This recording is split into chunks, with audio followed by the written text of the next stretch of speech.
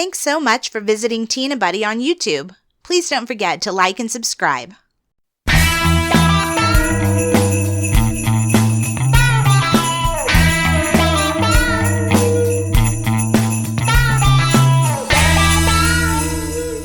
Hello and welcome back to Tina Butty Podcast. I'm Erica. And I'm Dominic. And today we're going to talk about the British class system. The British class system, or the history of it. The history of the British class system. Yeah. What is the class system, what basically? Is it? And does it exist in America? Well, yeah. And I mean, does it exist in America? That's the question, isn't it?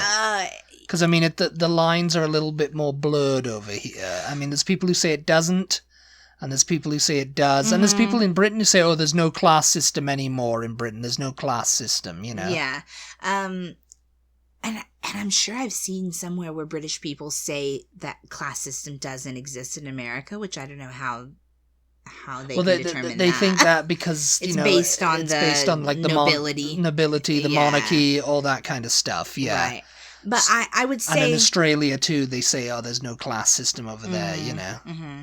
I mean, I personally think that there definitely is a class system in this country.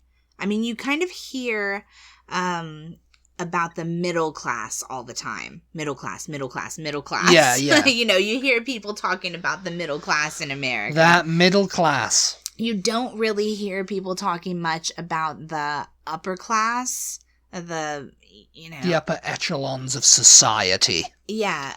I mean, because I mean, there's nothing really to kind of like compare it to, you know, because in Britain it's like the upper class are the people who are like aspiring to be royalty. Or like what's the upper class in America? What determines whether you're in the upper class? Is it old money? Is it new money? I would say it's old money. So I would say that depending on where you live in this country, on the East Coast, in the original colonies.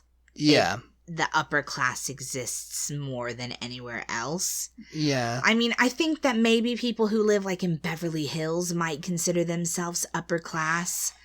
And everybody else thinks, oh, yeah, you're not upper class, you're trashy or whatever, you know. I think people who are able to send their kids to Ivy League schools. Yeah. Are like upper class. I'd say they're upper middle class. So like, okay, let's go to television here for an example. Televisual feasts. The Gilmore Girls. Yes. The Gilmore family. Not Lorelai so much, but just her family, because they come from old money. Old money in this country, meaning families that descend from the founders of this country, basically.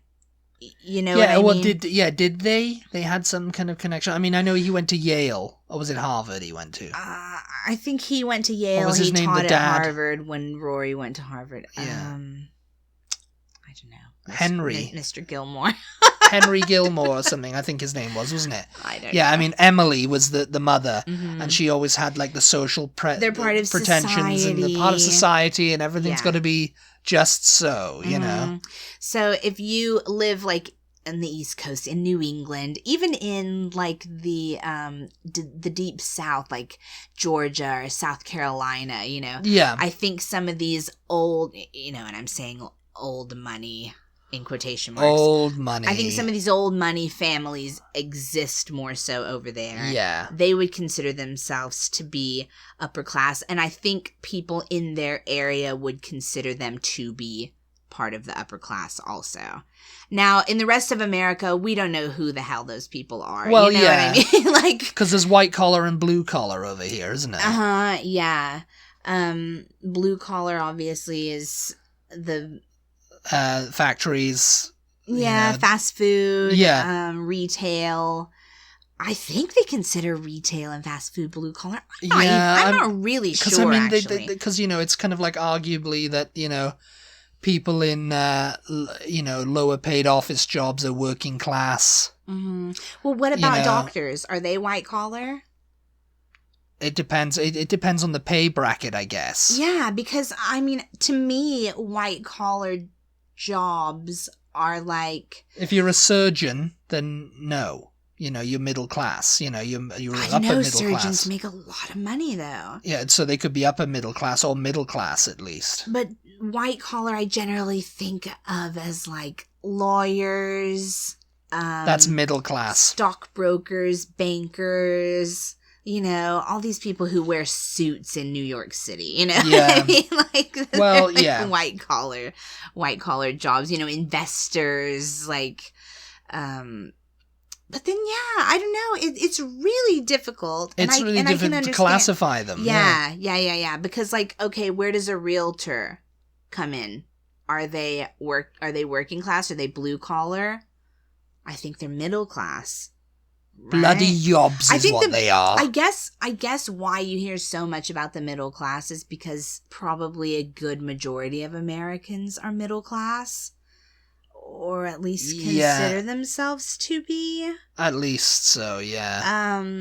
You know, you were mentioning before about Bernie Sanders and how he was always going on about the 1%, the 1%, the 1%, the 1%. Obviously, I guess that's the those are the upper the rich people. The people who are super rich. All these people with their McMansions and their jets and their... The McMansion. You know...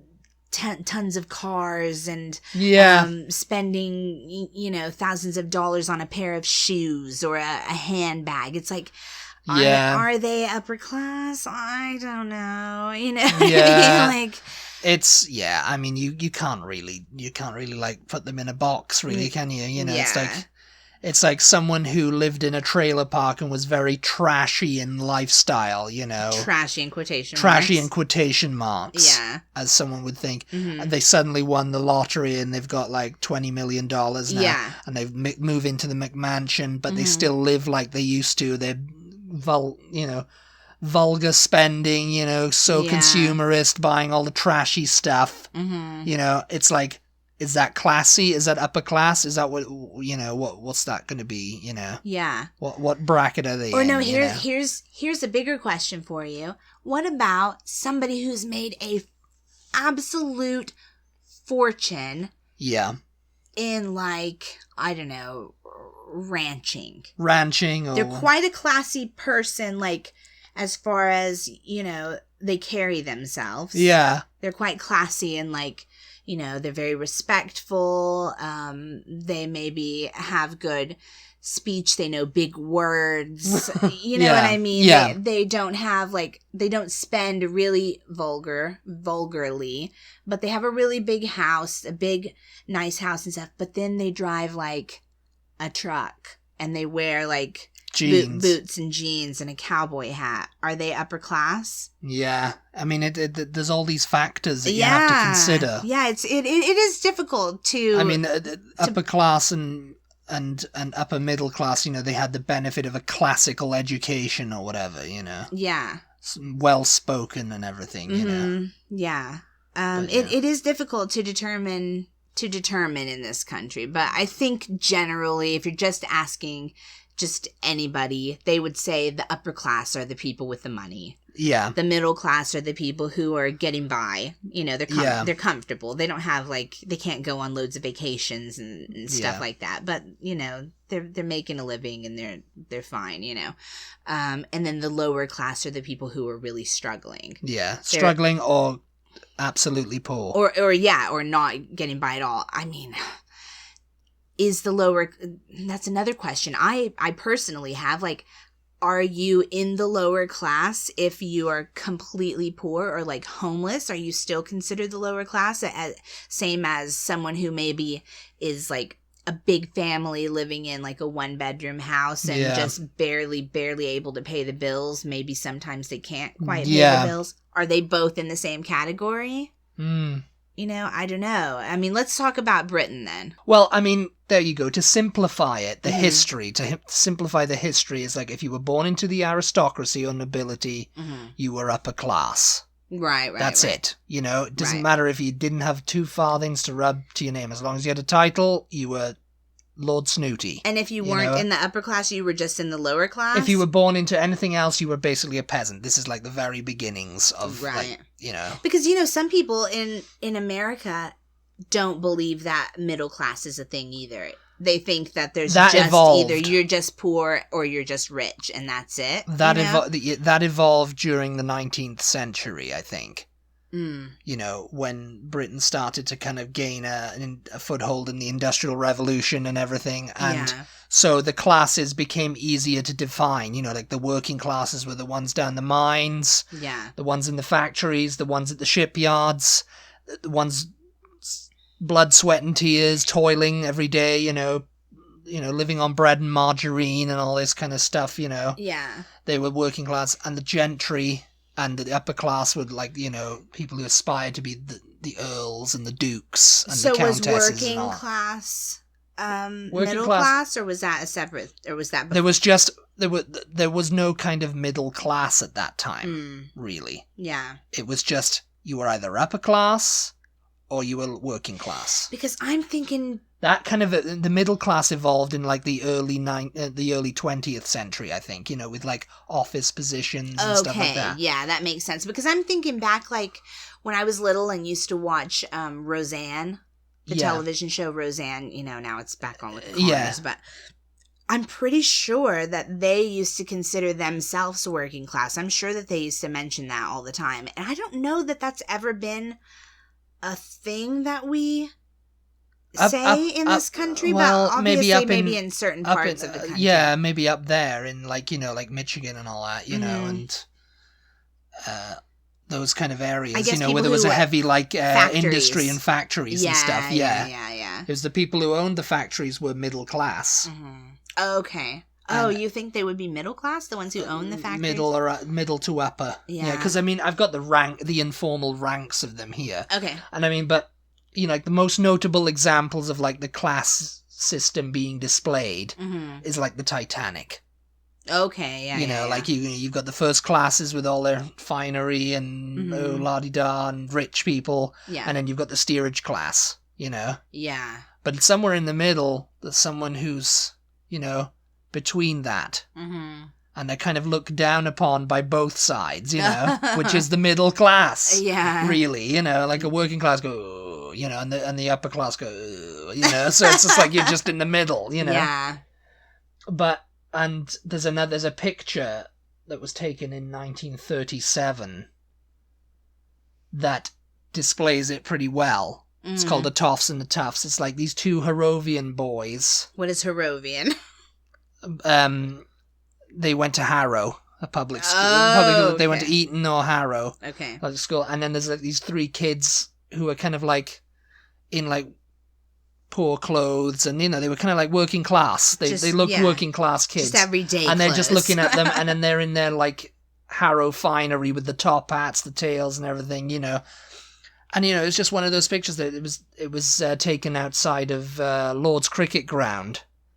By a photographer who was like, oh, this is great because it looks like, you know, like, oh, the poor people and the rich people, you know, mingling. And this picture is from when? 1937, so it was pre-war.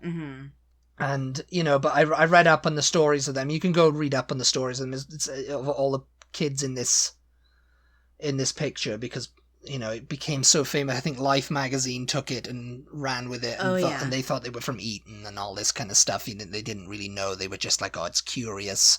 Yeah. British class system, you know. But it's become a synonym for that. You know, this photo. You know, like, oh yeah, the Toffs and the Tufts. Yeah, it's called, you know. Toff being an upper class person and Tuff being like working class kid, street kid, you know. Yeah. But the informal ranks of them, the upper class is the highest, and it's a very small percentage. You know, like Bernie Sanders keeps going on about the 1%, the 1%. Yeah, it's like the 1% is, you know, the richest people. You know, yeah, like the ones who live in New York City and Los Angeles, basically. Yeah, and the ones, well, I mean, nobody really has a title over here, do they, you know, really? No. I mean, not unless they've come from Britain or Europe. The peerage, gentry, and hereditary landowners, they're the ones who make up the upper class, and basically anyone born into the royal family automatically qualifies. You know, even the lesser ones, like Princess Eugenie and all them, it's like you don't see them so much, but, they're part of the royal family, so they're instantly upper class. Yeah.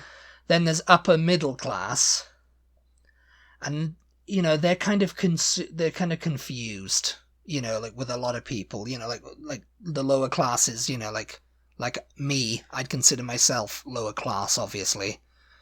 They look at them and you see, like, if you were born into a family with a high income and possibly have ancestry that links you to the upper class, you qualify as upper middle class.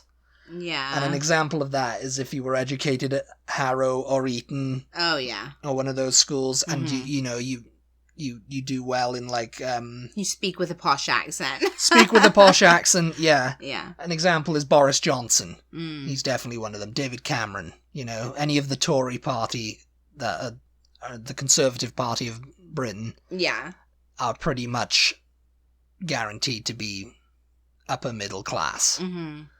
Then there's the middle class, and it's basically that's covered by if you went to college or university and hold a job in like accounting, lawyering, civil service, you're basically middle class. Yeah. And that's what you are, And I mean, I can't really think of an example of anyone who is middle class. I think because there's so many people, they make fun of it in Britain, like people like from The Good Life.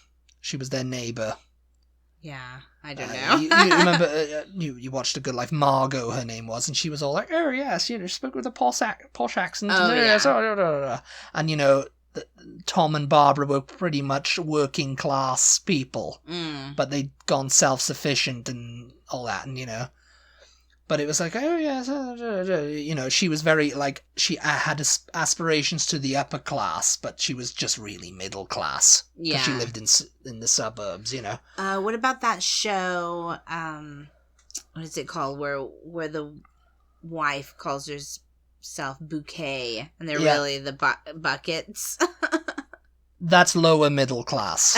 But she's pretending to be upper class. If you live in a suburb, run a small business, or work in local government or an office, it's likely you qualify as lower middle class. Oh, yeah. Hyacinth Bucket was definitely one of those lower middle class people. She lived in the suburbs, but she thought she was middle class. And she used to say it. She was, "We are middle class. We don't do that," or something, didn't she? She didn't actually say we're upper class, because upper class people hold titles and, royalty and everything, and they couldn't say that, but they were, "We are middle class, we do not associate with the working classes." And I think her sister was very working class, even probably poor. Yeah. Poorer than working class, so it was like she was always trying to like, oh no dear, it's Bouquet, not Bucket, Yeah. Because her husband was Bucket, and he didn't care, Yeah. Yeah, that was a pretty good show to like make fun of it. To make fun of the class system. Make fun of the class system, yeah. Working class is basically if you're a tradesman, self-employed, or working a skilled industrial job, then you're working class, blue collar. Yeah. And there's various like people who are skilled, like the white van man, who's a tradesman, usually like a plasterer or a builder or a decorator or something. Yeah. And then there's like the unskilled, which just basically do work in like retail and fast food and stuff like that. Right. They're unskilled working class, people. Yeah. And then the total bottom of the rung, is the lower the lowest class is the underclass. Underclass, jeez. Which is people who are chronically unemployable or unemployed, basically criminals, people who like to work, who don't want to work and just think, "Oh, I'll just go rob." Yeah. And I'll just do deals, and drug dealers, any kind of like career criminal is the underclass. Right. Okay. Yeah. They're not really on the they're politicians. That's it, isn't it? Because at the end of the day, you think about that, it's like, oh yeah, the upper class can be also the underclass too, Yeah. Mm-hmm. So, politicians, work shy and, But does Britain still acknowledge that there's a class system? The media likes to. Yeah. When it suits it. Right. you know, because it's controversial now. Because there's some people who go, oh, well, I consider myself working class, and they're proud of it, you know. Yeah. I'm proud to be working class because I'm, you know, because I mean, at the end of the day, back in the early days of it, it was all about accent. It's like if you spoke posh, you were posh. If you spoke common, you were common. Yeah. And there was this like a handbook that was like you and non-you, which you was like upper class and non-you was like non-upper class, and how to spot it. How to spot it? You know, like if someone was had a posh accent, but they said something like the sweet when they meant like dessert, you know. Yeah. And it's like, oh yeah, they're not actually they weren't born into upper classes, you know. Yeah. It was kind of like it was different words, you know, which goes with. I've heard posh people say sweeties. Would you like some sweeties? Oh, I don't know. I mean, it's all jumbled up today because the world's changed, you know. But back then, it would be like someone was like at one of those charity balls or something, and someone goes, "Oh, this is the Duchess of Cambridge," you know. Right. And she's upper middle class. She's upper middle class? Yeah, she's upper middle class because she's not upper class because she was not born into nobility or anything like that. She's married into upper class. Yeah, I guess I remember seeing that. Yeah, she's upper when they were going to get married. Yes, oh, the upper middle class, you know. Yeah. Oh. She had a lot of, you know, her family had money. They're millionaires, I think. I think, you know. I mean, you know, he's not going to settle for anything less, is he? Really? But it's like, yeah, that's what it is, you know. It's like, you know, someone she'd come to a ball and she'd say a wrong word and they'd know then. Yeah. We don't say that. Yeah. She's not one of ours. She's not one of ours. She's not blue-blooded. So I wonder what, I mean, obviously Meghan Markle's not considered upper class. She's American in the first place. And again, you know, people mistake that as racism, I think, because I mean, obviously there's racist people out there who are going to be like, ooh, you know, but it's like there's people who just don't like her simply because she's not gentrified, right? And that's exactly the point that I was kind of making in the beginning. You know, sometimes people, you know, when there's snobbery against someone who might happen to be of brown skin in this country, it's very possible, and I know that there will be people listening who will say, no, it's not possible. It's because of their brown skin.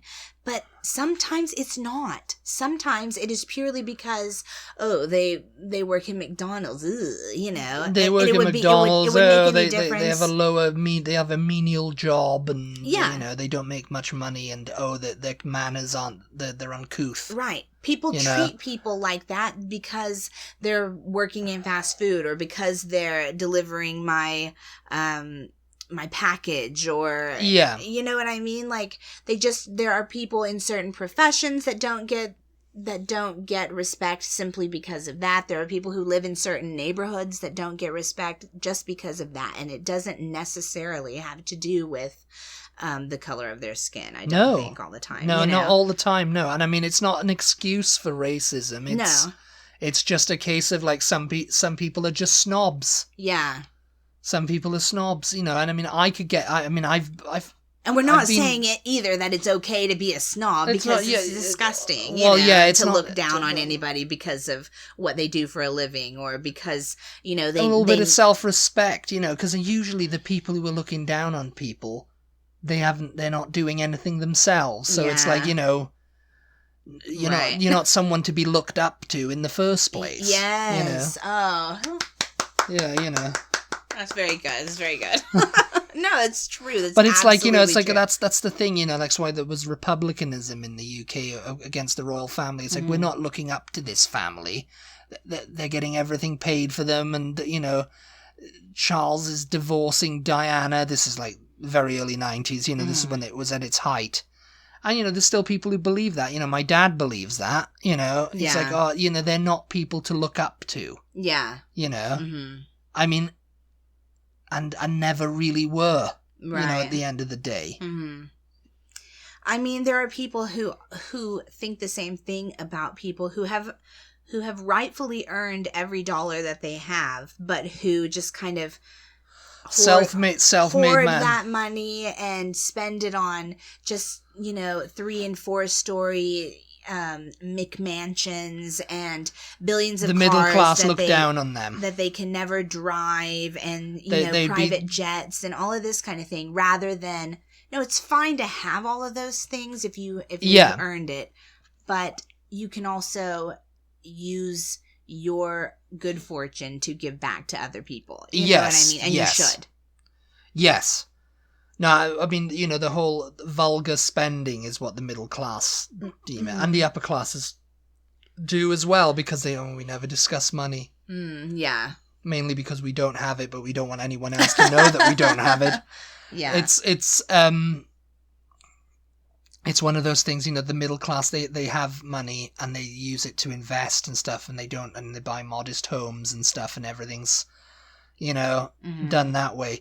So when someone, is going around going, yeah, I'm part of the upper class and I'm so rich and I'm a very important person. Yeah. And they're spending money on like TVs and houses and McMansions, as you said, it's looked down upon, that is. Yeah. It's vulgar. Vulgar spending, Which is basically what any celebrity or any celebrity is doing that. Head of any big corporation or big companies in this country, they all do it. They all do the same thing, Yeah, they do. And it is disgusting, really. I mean, I'm sorry if you're listening from your McMansion, but but if you're not contributing, giving back to the world, then I think it is pretty disgusting. Really. Yes, very disgusting. But yeah, I think that there's just a fascination with the class system in Britain, particularly because of things like Downton Abbey, upstairs, downstairs kind of thing. Yeah, that kind of thing. Again, Downton Abbey's another example of it being portrayed on screen. The upper class upstairs and downstairs class. And, the head butler who aspired, to be, oh, yes, I'm very important. And he's looked up to amongst the rest of the downstairs. Yes, he's looked up to amongst the rest of the downstairs because, he's head butler or whatever, He speaks fancy. And he speaks fancy, and yes, everything's lovely. And, head valet or head butler, and, the king is coming, and, and all that kind of stuff. The film was pretty good. The film was pretty good, by the way. The film was pretty good for that kind of thing, the Downton Abbey film that they released, because it showed the ultimate, the king is coming, and, and everybody's got to, do that kind of thing, But yes. I mean, I think that's it in a nutshell. That's it in a nutshell, yeah. I mean, we could expand upon it, but, these podcasts are not very long. They're not very long because, you're listening to this on your lunch break, you're listening to this. You don't want to be sitting here listening to us droning on for over an hour about the class system and everything. Yes, and because we don't operate from scripts, sometimes I find myself just, rambling. So I think... Or rambling, or we're just sitting there like a... dead air, Just like that. Okay. No, but I mean, that's the point of this podcast, isn't it? We're just having a chat, so it happens organically. And sometimes when you're just having a chat, things come up. Yeah, and sometimes you find yourself like the Downton Abbey film. I just was like, oh yeah, the Downton Abbey film was pretty good, wasn't it? Pretty good, wasn't it? If you haven't seen it, go see it. It was released last year. But pre-COVID times. But sometimes you find yourself just talking, and then you're like, what am I talking about? What am I even saying? I'm just kind of rambling. And, when we end this, I could sometimes say to Dominic, oh, you might want to edit some of that out, because I feel like I was just talking and I don't even know what my point was, or I wasn't expressing myself clearly or whatever. And I think he just leaves it in most of the time because it's talking. It's organic. It's organic, yeah. It's not scripted. And I think if we were scripted, we wouldn't be very funny. Well, it wouldn't be interesting. Or interesting, yeah, We'd probably put you to sleep if we were just sitting here reading from a script. Listening to the British class system and speaking quietly into the microphone like this, I mean, I know that I used to like to listen to morning shows, like when I was driving to school and because stuff. They were lively and they were talking and people were like, talking about things. Just talking. Yeah. And I don't even know if morning shows on the radio exist anymore because people don't really listen to the radio that much anymore. But I miss morning shows. They don't in the US anyway. I don't think they really do. I miss just chat shows. I really used to like to listen to that. In the mornings more so. I mean, usually in the afternoon and evening, it's like music. Sometimes on like the drive home at the, rush hour time, there'd be some shows that, you might find a discussion on. But anyway, again, see, I'm rambling. We're rambling. We'll have to edit all this out now. Anyway, thank you very much for listening, everybody. Yeah, we appreciate your support, as always, tuning in. We really appreciate that. So, yes. Thank you, and we will talk to you guys next time. Goodbye, everybody. Bye.